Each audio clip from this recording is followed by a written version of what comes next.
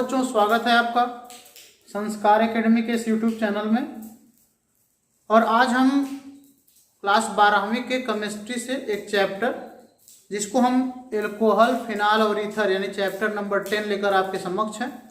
और आज के क्लास में हम पढ़ने वाले हैं एल्कोहल का विरचन यानी एल्कोहल को कैसे बनाया जाता है।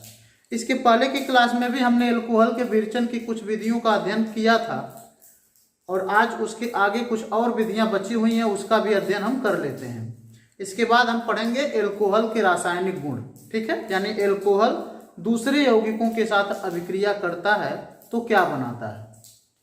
सबसे पहले एल्कोहल के विरचन की विधि।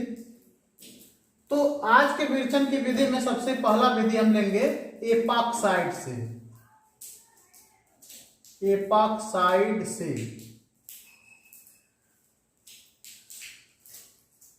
तो सबसे पहले हमको यह जानना होगा कि एपॉक्साइड क्या होता है, ठीक है, और एपॉक्साइड से किस प्रकार से हम कह सकते हैं कि एल्कोहल बना सकते हैं।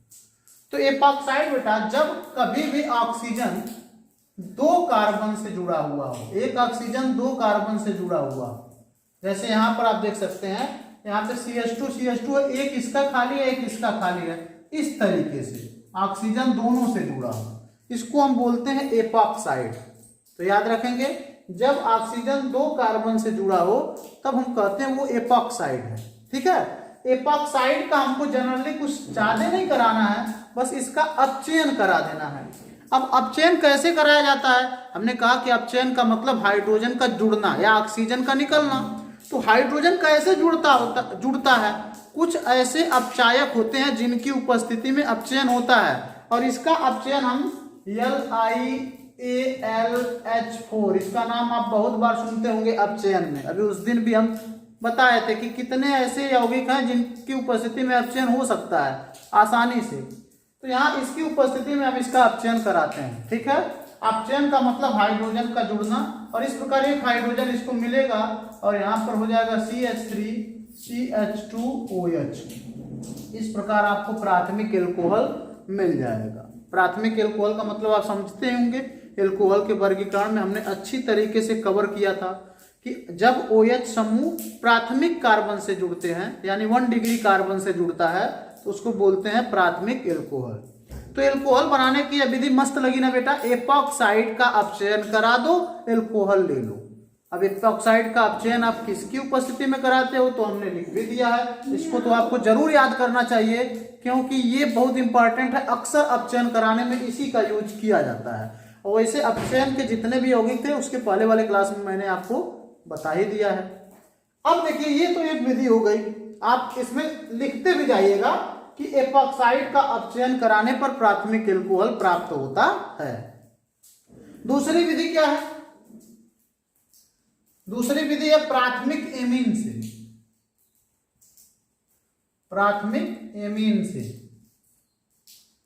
अब एमीन नामक चैप्टर हालांकि आप लोग तो पढ़ चुके हो और जो बच्चे नहीं पढ़े हैं उसमें उनके लिए मैं बता देता हूं कि जब एक हाइड्रोजन को हटाकर जब उसके जगह पे NH2 जुड़ जाता है तो वो एमीन कहलाने लगता है। जैसे CH3CH2NH2, ये क्या है? एक एमीन है। यहां पर एक हाइड्रोजन और रहना चाहिए था लेकिन एक हाइड्रोजन को हटाकर कौन जुड़ गया है? NH2। तो ये हमारा एमीन कहलाने लगता है। ये हमारा प्राथमिक एमीन हो सकता है। क्यों? क्योंकि प्राथमिक कार्बन से जुड़ा हुआ है NH2, तो इसलिए प्राथमिक एमीन है। तो एमीन की क्रिया किससे हमको कराना है? नाइट्रस अम्ल से। किससे कराना है बेटा? नाइट्रस अम्ल का मतलब तो आप जानते ही होंगे। ये तो यौगिक, कुछ ऐसे यौगिक इंपॉर्टेंट होते हैं जिसको हमको हमेशा याद रखना चाहिए। तो नाइट्रस अम्ल मतलब HNO2, इसको नाइट्रस अम्ल कहते हैं। तो इसकी अभिक्रिया जब हम HNO2 से कराते हैं तो हमको बड़ी ही आसानी से मिल जाता है CH3CH2OH प्लस N2 और प्लस H2O। मस्त सा समीकरण, मस्त सा हमको एल्कोहल भी मिल जाता है और समीकरण भी। फिर से एक बार समझते हैं कि हम क्या किए हैं। प्राथमिक एमीन ले लिए हैं और इसकी अभिक्रिया, यहां पर मैं नाम भी लिख दूं, इसका नाम है नाइट्रस अम्ल।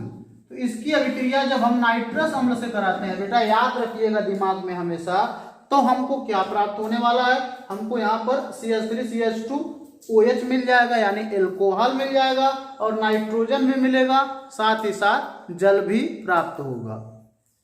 लेकिन यहां पर एक इंपॉर्टेंट बात नोट कर लीजिएगा, ऐसा नहीं कि किसी भी एमीन के साथ अभिक्रिया कराने पर आपको ये मिल जाएगा एल्कोहल, यहाँ पे इसको इसी के साथ आप अभिक्रिया कराइएगा, क्योंकि अगर यही अभिक्रिया आप ऐसे कराएंगे CH3, देखिए मेथिल एमीन के साथ, ये क्या है, मेथिल एमीन है ना, साधारण नामकरण में कहूं तो मेथिल एमीन है। अगर मेथिल एमीन के साथ अगर यही अभिक्रिया हम कराते हैं HNO2 के साथ, तो जानते हैं हमको क्या प्राप्त हो जाता है, CH3,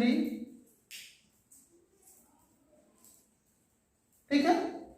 और मेथिल एमीन की अभिक्रिया, सॉरी बेटा, मेथिल एमीन की अभिक्रिया अगर हमें HNO2 के, यहाँ पे दो अणु हमको लेना पड़ेगा, 2CH3NH3 और यहाँ पे हमको मिल जाएगा OCH3, इसको क्या बोलते हैं, डाई मेथिल ईथर, ये ईथर बन जाता है। समझ में आया कि नहीं आया? यहाँ पर हम मेथिल एमीन के दो अणु लिए, हालांकि बैलेंस करने के लिए ऐसा किया गया है, पहले आप अगर आप ऐसे ही लिखो तो सही है। CH3NH3 यानी मेथिल एमीन है, इसकी अभिक्रिया अगर नाइट्रस अम्ल से कराओगे तो आपको मिल जाएगा डाई मेथिल ईथर। अब इसको बैलेंस करने के लिए यहाँ पर हमको 2 लगाना ही पड़ेगा, साथ ही साथ ये मिलेगा आपको N2 + H2, तो यहाँ रहेगा, ठीक है। समझिए हम क्या समझाना चाहते हैं, हम ये समझाना चाहते हैं कि अगर हम प्राथमिक एमीन की अभिक्रिया नाइट्रस अम्ल से कराएं तो हमको एल्कोहल मिलता है, साथ ही साथ नाइट्रोजन और जल भी मिलता है। लेकिन यहाँ पर एक ट्विस्ट है, और वो ट्विस्ट क्या है कि अगर आप मेथिल एमीन की कहीं अभिक्रिया कराओगे तो याद रखिएगा तब आपको ईथर बन जाएगा, एल्कोहल नहीं बनेगा।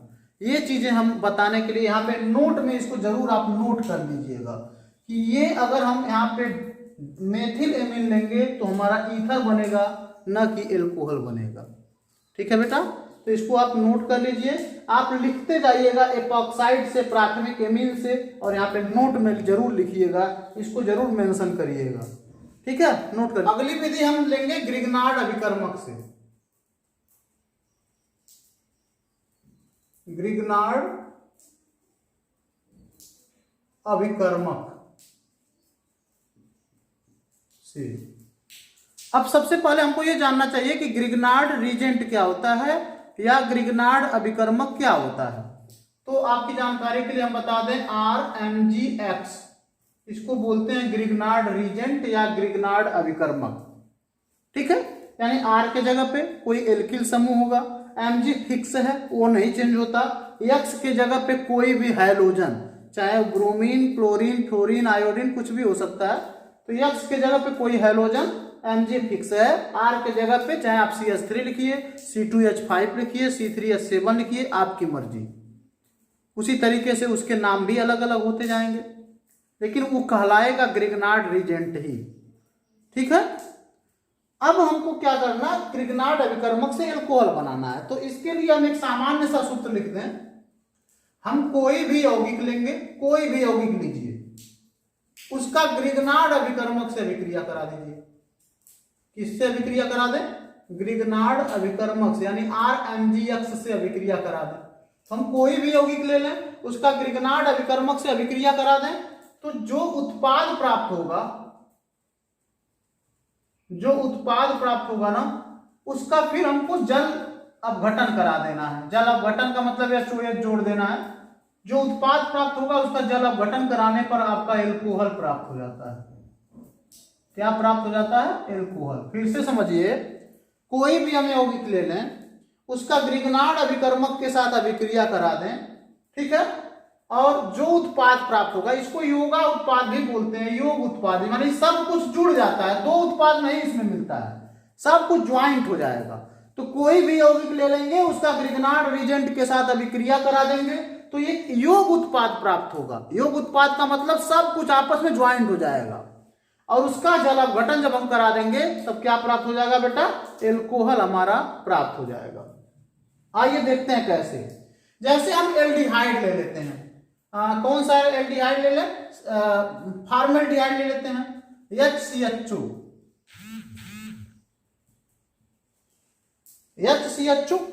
इसको ऐसे भी हम थोड़ा संरचना सूत्र के माध्यम से इसलिए बता रहे हैं ताकि आपको हम समझा सकें। HCHO इसको ऐसे भी लिख सकते हो आप, कोई दिक्कत नहीं है, ऐसे भी लिख सकते हो, ठीक है।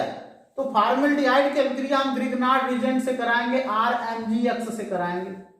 अब यहां पर आप दूसरा लिख सकते हो CH3 MgBr लिख सकते हो, कोई दिक्कत नहीं हमें, दोनों मैं साथ साथ लेकर चल रहा हूं ताकि आपको समझने में दिक्कत ना हो।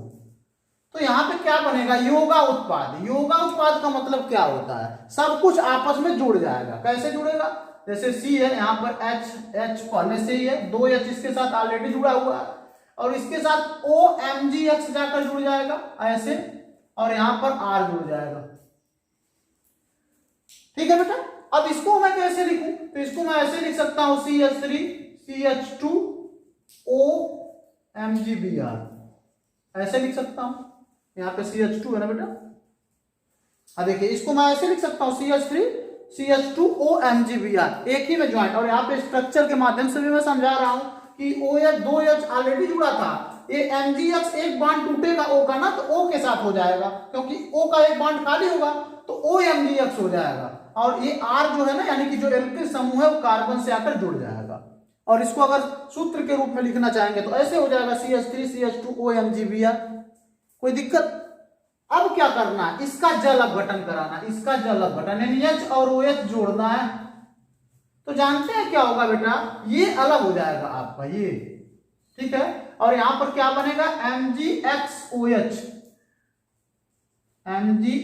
और OH, यानी इसके साथ H चला गया, और यहां पर क्या बचेगा, प्लस में MgX OH, इसके साथ तो H चला गया। अब OH किसके साथ जुड़ेगा, इसके साथ, तो यहां पे क्या बनेगा, RCH2OH, और ये आपका एल्कोहल हो गया RCH2OH। इसमें समझिए, इसमें जब हम जल अपघटन कराएंगे तो क्या होने वाला है, ठीक है बेटा। यहाँ पे हमको एक में H जोड़ना है, एक में OH जोड़ना है, तो CH3 CH2OH हो जाएगा, इसके साथ OH जोड़ दो, CH3 CH2OH, और यहाँ पे इसके साथ H केवल जोड़ो, प्लस MgBr, और ऐसे कोष्टक में OH लिख सकते हो, ठीक है। MgBrOH बन जाएगा, और CH3 CH2OH, ये एल्कोहल प्राप्त हो गया। तो बड़ा ही मस्त तरीका है एल्कोहल बनाने का, थोड़ा आप अगर ध्यान देंगे तो। क्या एल्कोहल, तो ग्रिग्नार्ड, सबसे पहले किसी यौगिक की अभिक्रिया हमको ग्रिग्नार्ड अभिकर्मक से करानी होगी, उसके बाद योगात्पाद प्राप्त होगा। योग उत्पाद का मतलब आप समझ सकते हैं कि सारे जुड़ जाएंगे, जितने भी उसमें कंपोनेंट्स होंगे या जितने अवयव होंगे सब आपस में जुड़ जाएंगे, और उसका फिर जल अपघटन हम करा देंगे तो एल्कोहल प्राप्त हो जाएगा। उसी तरीके से हमने उदाहरण ले लिया, हमने एल्डिहाइड लिया और कोई भी एक ग्रिग्नार्ड रीजेंट ले लिया, तो हमने जब उसकी अभिक्रिया कराई तो ये योगा उत्पाद प्राप्त हुआ, और इसका जल अपघटन कराया तो ये मिला। हमने उदाहरण में ले लिया फॉर्मेल्डिहाइड, एक हमने ग्रिग्नार्ड रीजेंट ले लिया, ठीक है, एक हमने क्या लिया, ग्रिग्नार्ड रीजेंट ले लिया। अब इसकी अभिक्रिया जब हमने कराया तो सब एक ही में ज्वाइंट हो गए, और इसका फिर जल अपघटन कराया तो इसके साथ OH जुड़ गया CH3 CH2 के साथ, और जो OMgBr था उसके साथ H जुड़ गया तो MgBrOH बन गया, ठीक है। उम्मीद करते हैं बेटा ये एल्कोहल को बनाने की विधि आपको समझ में आ रही होगी। तो कोई जरूरी नहीं है कि यहाँ पर आप एल्डिहाइड ही लेंगे, आप कीटोन लेंगे तब भी बनेगा। कैसे बनेगा, पहले आप इसको नोट कर लीजिए, मैं बता दूं कि अभिक्रिया ग्रिग्नार्ड रीजेंट से कराते हैं तो ये योगा उत्पाद प्राप्त होगा, और योगा उत्पाद का फिर जल अपघटन करा देंगे। याद कर लीजिए माइंड में, ये सब मजाक वाली चीज नहीं है, सीरियसली लीजिए और इसको आज ही याद कर डालिए कि योगा उत्पाद का फिर जल अपघटन कराएंगे तो फटाक से हमको एल्कोहल मिल जाएगा। अब हमने कहा किसी भी यौगिक का, हमने एल्डिहाइड का तो करके दिखा दिया आपको, कीटोन से भी बना सकते हैं। कैसे, आइए देखते हैं। कीटोन का मतलब क्या होता है बेटा, जब ऑक्सीजन के दोनों तरफ, ठीक है, ऑक्सीजन के दोनों तरफ आपका एल्किल समूह है, यानी इसको इस तरीके से भी स्ट्रक्चर के रूप में आप दर्शा सकते हो ऐसे, ठीक है, ये हमारा कीटोन हो जाएगा। आप चाहो तो इसका उदाहरण ले सकते हो, ऐसे मैं ले रहा हूं C2H5, ठीक, एक एल्किल समूह C2H5, ठीक है बेटा, और यहां पर C ये हो गया, और यहां पर CH3 ले लेते हैं, ये ले लेते हैं C2H5, कार्बन से ऑक्सीजन जुड़ा हुआ है और इधर भी एक एल्किल समूह रहेगा, यानी दोनों तरफ एल्किल समूह होने चाहिए ऑक्सीजन के। इसको आप ऐसे भी लिख सकते हो, अगर नए स्ट्रक्चर के रूप में लिखना चाहिए तो आप ऐसे भी लिख सकते हो, C2H5CO CH3 ऐसे भी लिख सकते हो, ये भी कीटोन है। लिखने का अलग अलग तरीका है, आप जैसे मर्जी वैसे लिखिए। अब इसका अभिक्रिया किससे करानी है? एक ग्रिग्नार्ड रिजेंट से, यानी ग्रिग्नार्ड अभिकर्मक से। तो RMgX से अभिक्रिया कराएंगे। यहां पर हम किससे कराते हैं? अब ऐसा नहीं थोड़ा डिफरेंस हो, एल्किल समूह मिले ना, ताकि पता चले। C2H5CO CH3 है ना, यहाँ पे हम कुछ और ले लेते हैं, C3H7 ले लेते हैं, C3H7MgBr। तीनों अलग अलग एल्किल समूह हमने लिया ताकि पता तो चले कौन कहां जुड़ रहा है।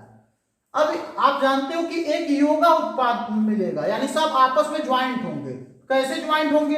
इस कार्बन के एक तरफ R था, एक तरफ R' था, ठीक है, और यहां पर आप जानते हो कि O का एक बांड टूटेगा और इसके साथ क्या जुड़ जाएगा? MgX जुड़ जाएगा, और एक बांड जो खाली होगा उसके साथ इसको R डबल से हम R इस पर डबल कामा लगा के इसको हम प्रदर्शित कर दे रहे, ताकि तीनों पता चले अलग अलग एल्किल समूह है। तो आपने क्या देखा? R पहले से जुड़ा था एल्किल समूह, R' जुड़ा था, ये हमने जोड़ दिया। इसका एक बांड तोड़ा है, उसके साथ MgX जुड़ गया, और ये जो R डबल डैश था उसको हमने यहां पर उसके साथ यानी कार्बन के साथ जोड़ दिया। ठीक है बेटा, इतना तो हो गया। अब योगा उत्पादन सब आपस में ज्वाइंट हो गए। अब इसका क्या कराना? इसी का हमको कराना है जल अपघटन।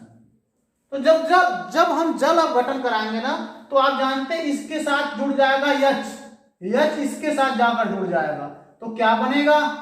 MgXOH जो पीछे बना था वही यहां भी बनेगा, और H तो उसके साथ जुड़ गया, और OH इसके साथ आके जुड़ जाएगा।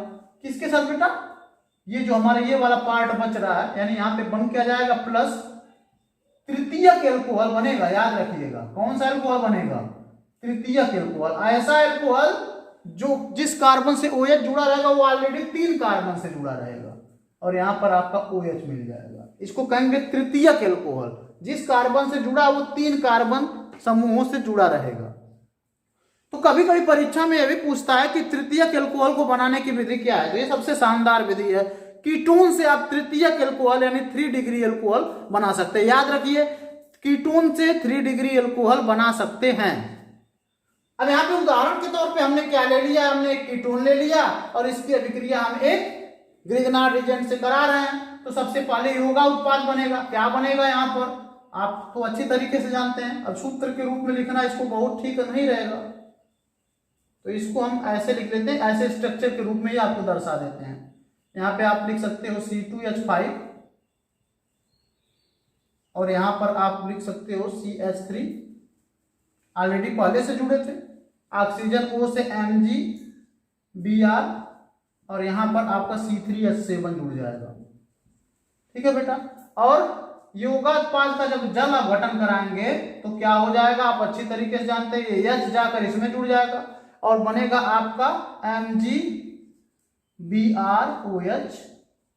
और साथ ही साथ आपका ये आपका बन जाएगा, दिखाई दे रहा ना बेटा, एल्कोहल बन जाएगा। C2H5 ऊपर जुड़ा, CH3 इधर जुड़ा, C3H7 इधर जुड़ा, और इधर आपका जुड़ जाएगा OH, और इस प्रकार आपका बन जाएगा एल्कोहल।